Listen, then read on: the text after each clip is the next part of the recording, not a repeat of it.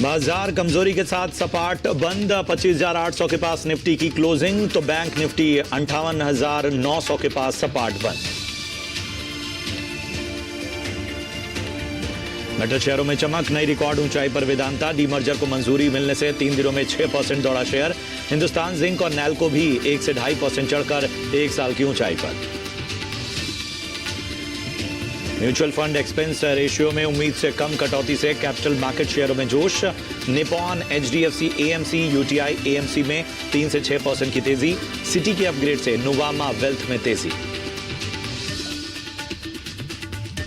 IT शेयरों में लगातार दूसरे दिन तेजी। टीसीएस में 2% की बढ़त। इन्फोसिस, टेक महिंद्रा, विप्रो और एम्फेसिस का शेयर भी 1 से 1.5% चढ़ा। रियल्टी शेयरों में लौटी खरीदारी। ओबराय रियल्टी 4% दौड़ा। ब्रिगेड और फिनिक्स मिल्स और अनंतराज में भी अच्छी बढ़त। सन फार्मा की बास्का यूनिट को यूएसएफडीए से मिला ओएआई का स्टेटस। शेयर करीब 3% गिरकर निफ्टी के टॉप लूजर में शामिल। गुड मैन्युफैक्चरिंग प्रैक्टिसेस में मिली कमियां। 8 से 19 सितंबर के बीच हुई थी प्लांट की जांच। बैंक ऑफ अमेरिका के अपग्रेड से वोल्टास में तेजी का करंट। शेयर 3% ऊपर। ब्लू स्टार और क्रॉम्पटन का शेयर भी 3 से 4% ऊपर। क्रॉम्पटन पर मोतीलाल ओसवाल ने दी खरीदारी की राय। इंडिगो के सीईओ ने कर्मचारियों को वीडियो संदेश। कहा कंपनी का मुश्किल समय बीता। 3 दिन की दिक्कत 19 साल की उपलब्धि पर नहीं पड़ सकती भारी। शेयर 3% ऊपर। निफ्टी का टॉप गेनर। ओला इलेक्ट्रिक में आज फिर करीब 5% की गिरावट। 3 दिन में 15% से ज्यादा फिसला शेयर। प्रमोटर भाविश अग्रवाल ने 2 दिन में 6 करोड़ 80 लाख शेयर बेचे।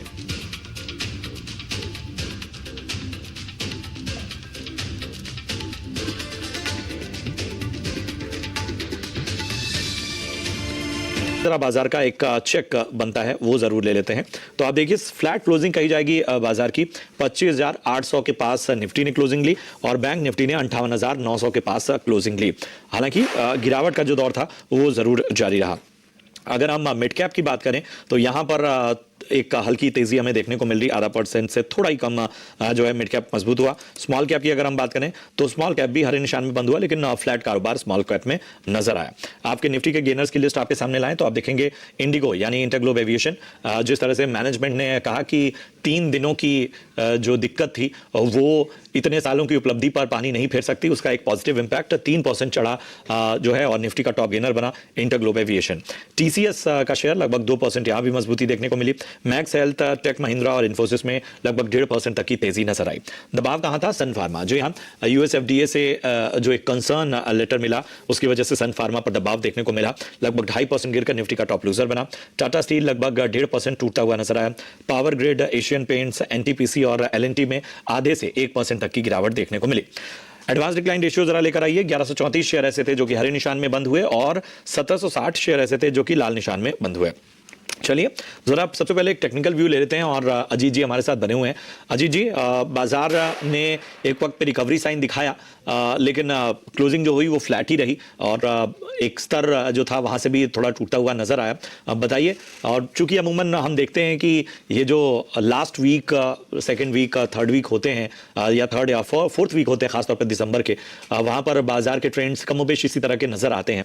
तो ये एक फैक्टर है जो कि बाजार को हॉलिडे मोड पर ले जा रहा है, या आपको लगता है कि इस तरह के थोड़ा उतार चढ़ाव वॉलेटिलिटी आने वाले वक्त में भी नजर आएगी? शुक्रिया प्रशांत। देखिए बिल्कुल ये तीसरा हफ्ता है। अब जैसे कि हम देखेंगे लास्ट 2 वीक बहुत सबड्यूड मूवमेंट, मतलब वोलेटाइल स्विंग जरूर रहे, बट आपने एंड किया ऑलमोस्ट फ्लैटिश टोन पे, आधे % के कट। सिमिलर ट्रेंड करीब इस बार भी अनफोल्ड हो रहा है। करीब 1% अभी आप डाउन है, बट कुछ खास अचीव नहीं किया है basically when it comes to index. आप जो प्रीवियस स्विंग जहां से आपने एक रिकवरी दिखाई थी 25,700 का, उन लेवल्स के आज बहुत नजदीक आ गए।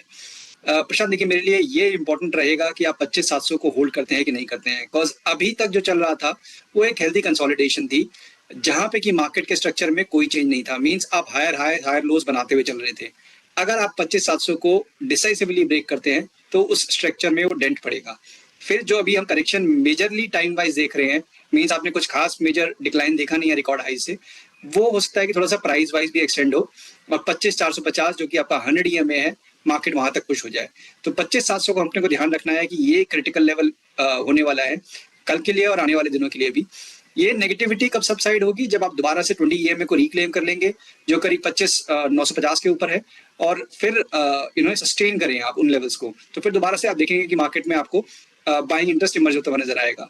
इन सब के बीच में सबसे अच्छी बात क्या है प्रशांत, की जो दो की सेक्टर्स हैं जिनका सबसे ज्यादा वेट है इंडेक्स में, बैंकिंग और IT, वो काफी हद तक अभी तक स्ट्रेंथ दिखा रहे हैं। तो जब तक वो होल्ड हो रहे हैं 58,800-400 का जोन बैंकिंग इंडेक्स में, तो मान के चलिए कि हो सकता है थोड़ा कंसोलिडेशन जरूर है इंडेक्स में, बट इवेंचुअली दोबारा अटेम्प्ट हो सकता है 25,700 को होल्ड करते हुए निफ्टी में एक रिकवरी का। चलिए, तो 25,700 बहुत इंपॉर्टेंट लेवल है निफ्टी के लिए और नज़र रखनी होगी। हम आएंगे अब शर्मिला जी के पास। शर्मिला जी, ऐसे बाजार में हम जान रहे हैं कि एक तरह की मुनाफा वसूली तो देखने को मिलती है, फिर भी बहुत सारे सेक्टर्स हैं जो परफॉर्म अच्छा कर रहे हैं और ओवरऑल एक तरह का मोमेंटम सेक्टर और स्टॉक स्पेसिफिक तो बेहतर नज़र आ रहा है, एटलीस्ट दिग्गजों और बाकी फ्रंट पे। हमें बताइए आप के हिसाब से नए साल में कौन कौन से सेक्टर्स हैं जहां नज़र रखनी चाहिए? वो सेक्टर है जहां पर GST के बेनिफिट्स रहेंगे। तो आज खैर ऑटो करेक्ट हुआ, लेकिन जिस तरह के नंबर्स आ रहे हैं, they definitely seem to suggest कि जो GST गेन्स रहेंगे that will play out in the year to come. FMCG की भी काफी कंपनीज है, तो इस तरह की कंपनीज पर ध्यान दिया जाए। और उसके साथ साथ आई थिंक जो एक फाइनेंशियल सेक्टर की एक जो बड़ी थीम प्ले आउट हो रही है वो तो है ही, शायद उसमें फिलहाल we are seeing more PSU bank sort of participating, लेकिन आगे चलकर शायद बाकी बैंकिंग स्पेस भी ज्वाइन करे। और बाकी के जो NBFCs है, I think they also started performing and it's been the best performing sector. I think that's likely to continue. और उसके साथ साथ मुझे लगता है कि काफी हम लोग सुन रहे हैं अभी की जिस तरह से कि we are close to doing a trade deal, अगर वो चीज हो जाती है तो जो एक्सपोर्ट फेसिंग सेक्टर्स है जो काफी आई थिंक पिछले 6-7 महीने से they not really done much, तो उनमें भी एक फिर से आउटलुक थोड़ा बेहतर हो सकता है। And then I think the obvious plays will be with keeping the budget in mind. वो हम सेक्टर्स जानते ही है कि what could be the possible themes that could play out, वो धीरे धीरे सामने आना चालू होगी and then market will play to that. वाकई जो है ये वो सेक्टर हैं जहां पर नज़र रखनी चाहिए और कौन कौन से फैक्टर्स हैं वो भी शर्मिला जी ने बखूबी आपको बताया। चलिए अब आपके सवालों को शामिल करते हैं। शिव नारायण पारीक हैं और इन्होंने सवाल पूछा है पराग मिल्क पे। 205 शेयर हैं अजीत जी इनके पास, 319 के भाव पे इन्होंने खरीदारी की है और यहाँ पर इनको हल्का नुकसान भी होता हुआ और शॉर्ट टर्म का नजरिया पराग मिल्क पर लेकर चल रहे हैं। बताइए क्या सलाह होगी?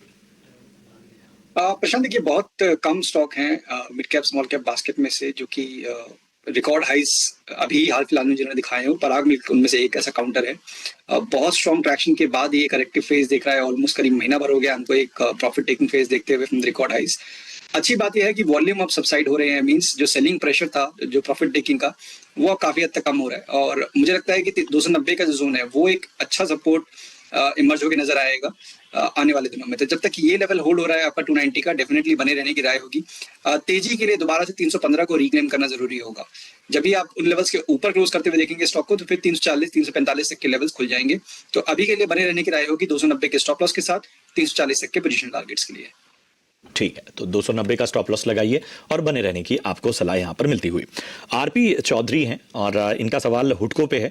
344 के भाव पे इन्होंने खरीदारी की हुई है और यहां पर जो है वो स्टॉक पर नजरिया जानना चाहते हैं। फिलहाल नुकसान पे हैं 344, काफी ऊपरी स्तरों की इनकी खरीदारी।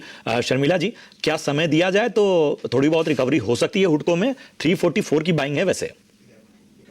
तो मेरे हिसाब से ओवरऑल आई थिंक उनको बने रहना चाहिए, लेकिन थोड़ा समय लग सकता है इस स्टॉक को रिकवर होने में, बिकॉज ओवरऑल जिस तरह के नतीजे रहे हैं और जिस तरह का अभी वैल्यूएशन है उससे लग नहीं रहा है कि बहुत जल्दी रिकवरी होगी। But I think this would be the wrong price to sell, तो उस लिहाज से मुझे लगता है कि उनको बने रहना चाहिए। रहिए और ऊपरी स्तरों पर जब आए तो थोड़ा एक बार और रिव्यू कीजिए, उस वक्त के मार्केट ट्रेंड्स के हिसाब से आपको यहां पर ट्रैकिंग करनी होगी। जगजीत अरोड़ा हैं और इनका सवाल रेमंड पे है। 30 शेयर हैं इनके पास अजीत जी और इनकी बाइंग प्राइस है 650 की और यहां पर इनको रेमंड में नुकसान होता हुआ। बताइए क्या सलाह होगी रेमंड पे अजीत जी? प्रशांत, देखिए बहुत स्ट्रॉन्ग प्राइस एक्शन देखने को मिला था, ऑलमोस्ट वर्टिकल मूव था from the lows of around 50 to 800 के लेवल्स। उस बीच में आप देखेंगे इन 3-4 सालों में एक एक्सेप्शनल रन था। पिछले करीब 1.5 साल से आप देख रहे हैं कि स्टॉक में कंसोलिडेशन का टोन था, बट उसके बीच में भी आपने काफी स्ट्रॉन्ग डायरेक्शनल मूव जो कि ऑलमोस्ट रिकॉर्ड हाइज तक लेके गए थे स्टॉक को, वो भी देखे। अब पिछले करीब 4-5 महीनों से जो हम देख रहे हैं ग्रेजुअल डिक्लाइन, बहुत ड्रिफ्टिंग है और वॉल्यूम ना होने के बावजूद भी यहाँ पे प्रेशर रुकने का नाम नहीं ले रहा है। अभी इस वीक में जो कि आपका अप्रैल मंथ के जो लोस थे जहाँ से लास्ट टाइम रिकवरी आई थी उसको भी ब्रेक कर दिया है, तो इंडिकेशन कुछ अच्छे नहीं है यहाँ पे। इंडिकेशन यही पॉइंट आउट कर रहे हैं कि आप 370-350 तक के लेवल्स भी आने वाले दिनों में इसमें देखने को मिल सकते हैं। तो ओवरसोल्ड है, तो बीच बीच में थोड़ा बहुत रिस्पाइट अगर होता है तो मेरे हिसाब से एग्जिट के बारे में भी सोचना चाहिए। ओवरऑल जो ट्रेंड है वो नेगेटिव साइड पे रहने के चांसेस ज्यादा है। तो नेगेटिव ट्रेंड ही यहाँ पर नजर आ रहा है, रणनीति भी आपको बता दी गई। कृष्णा विश्वकर्मा और इन्होंने अनंत राज जो है इसमें खरीदारी की हुई है। 1885 शेयर इनके पास, 610 की इनकी बाइंग है। वैसे तो इनको नुकसान होता हुआ, लेकिन आज रियल्टी स्टॉक में एक जोश जरूर नजर आ रहा है। 531 का भाव है अनंत राज का, इनकी बाइंग 610 की है, काफी ऊपरी स्तरों की, और अच्छा खासा नुकसान भी झेल रहे हैं। अब बताएं शर्मिला जी, क्या राय होगी अनंत राज पे? और मेरे हिसाब से उनको बने रहना चाहिए रियल एस्टेट, और खास करके मुझे लगता है जो ऐसे प्लेयर्स जो टियर 2 टियर 3 सीरीज में है, उनको मेरे हिसाब से आगे उनके लिए 2-3 साल काफी अच्छे रह सकते हैं। Yes, the stock has corrected, लेकिन वैल्यूएशन भी काफी ठीक लग रहे। सो आई वुड नॉट, मैंने उनका बाइंग प्राइस मिस किया, लेकिन मुझे लगता है कि 600 के लेवल्स तक तो उनको बने रहना चाहिए। ठीक है, तो 600 के स्तर तक के लिए आपको बने रहने की सलाह। परमात्मा गुप्ता है और इनकी बाइंग है सुजुलॉन पे, 3700 शेयर हैं इनके पास और इनकी बाइंग प्राइस है ₹67, 67.5। यहां पर इनको नुकसान होता हुआ क्योंकि इनके भाव से नीचे आ चुका है स्टॉक का। सुजुलॉन पे अजीत जी क्या नजरिया बन रहा है? देखिए प्रशांत, यहाँ पे हम सबको पता है कि इस तरह की वोलेटिलिटी एक्सपीरियंस करता है स्टॉक, बट नो डाउट पास में काफी अच्छे डायरेक्शन मूव भी देखने को मिले हैं। बट जिस तरीके से मैं देख पा रहा हूँ, ऑलमोस्ट करीब 2 साल हो गया है इसी तरीके के वॉलेटाइल स्विंग्स देखने को मिल रहे हैं। ब्रॉडली 45 से लेकर आपका 70, बीच में एक बार 85 भी लगा है, बट इसी रेंज में ही आपको ये स्टॉक ट्रेड करता हुआ नजर आ रहा है। अब आप लोअर बैंड के पास आ गए हैं, तो हो सकता है थोड़ा बहुत यहाँ पे आप कंसोलिडेशन देखिए, उसके बाद एक रिस्पाइट देखिए, बट मेजर डायरेक्शनल मूव जो तेजी का, वो 58 जब तक क्रॉस नहीं करता है तब तक नहीं आएगा। तो अगर आपका नजरिया छोटी अवधि का है तो मेरे हिसाब से रिकवरी को यूटिलाइज करिए अपनी पोजीशन को एग्जिट करने के लिए। मेंस 56-58 के पास आता है, एक बार को एग्जिट के बारे में आप सोच सकते हैं। इन द इंटरिम 45 आपका एक स्टॉप लॉस रहेगा। चलिए, तो ये है राय आपको मिलती हुई सुजुलॉन पे। बहरहाल इतने ही सवालों को आज हम शामिल कर पाएंगे, लेकिन आप अपने सवाल यूट्यूब पर भेजते रहिए, बढ़ेंगे आगे। बताइए आज आपके रडार पे कौन सा स्टॉक है? I am going with Nestle. थोड़ी देर पहले मैंने ये बात भी छिड़ी थी कि एफएमसीजी स्टॉक्स में जिसमें जीएसटी के कट्स आएंगे वो बेनिफिट्स रहेंगे उनके लिए। और नेस्ले एक ऐसी कंपनी है, I think almost 70% of their portfolio will see some और the other benefit because of the GST cuts. तो उसकी वजह से मुझे लगता है कि उनके नंबर्स में हम इम्प्रूवमेंट देखेंगे। Overall commodity prices also seem to have peaked, यानी जो उनकी मेन कमोडिटीज है वो भी उनको एक फायदा रहेगा। तो आगे चलकर मुझे लगता है कि एंड क्वालिटी के बारे में तो आई मीन इट्स जिस तरह के जो 3-4 बड़े नाम है एफएमसीजी में, उनमें नेस्ले गिना जाता है, तो उस लिहाज से भी it's good defensive play to buy. तो 1380 के टारगेट्स ध्यान में रखकर long term investors can buy this. चलिए, तो नेस्ले 1380 के लक्ष्य के लिए खरीदारी की सलाह। अजीत जी अपनी टॉपिक बताइए आज की। बिल्कुल, देखिए प्रशांत, यहाँ पे जैसे हमने बात की कि स्टॉक स्पेसिफिक अभी भी ऐसा नहीं है कि पूरी मार्केट एक साथ ट्रेंड कर रही है। बहुत सारे पॉकेट्स ऐसे हैं, खासतौर से आईटी में जहाँ पे किस्म दिख रही है। उनमें से जो प्रोमिनेंट नाम इन्फोसिस का, जहाँ पे कि अभी एक अच्छे मूव के बाद एक कंसोलिडेशन हुआ था और दोबारा से अब नेक्स्ट लेग के लिए तैयार हो चुका है मूव के लिए। तो 1675 तक के टारगेट्स के लिए इन्फोसिस को आप लॉन्ग कर सकते हैं 1600 के स्टॉप लॉस के साथ ही साथ सीमेंट स्पेस में काफी अच्छी कंसोलिडेशन के बाद रैमको सीमेंट ये भी तैयार है एक next leg of the up move के लिए। आज के सेशन में काफी स्ट्रॉन्ग ट्रैक्शन दिखाया। मुझे लगता है ये जस्ट शुरुआत है। करीब 1215 तक के लेवल्स नियर टर्म में यहाँ पे आपको देखने को मिल सकते हैं। 1040 के स्टॉप लॉस के साथ रैमको सीमेंट में भी आप बाय कर सकते हैं।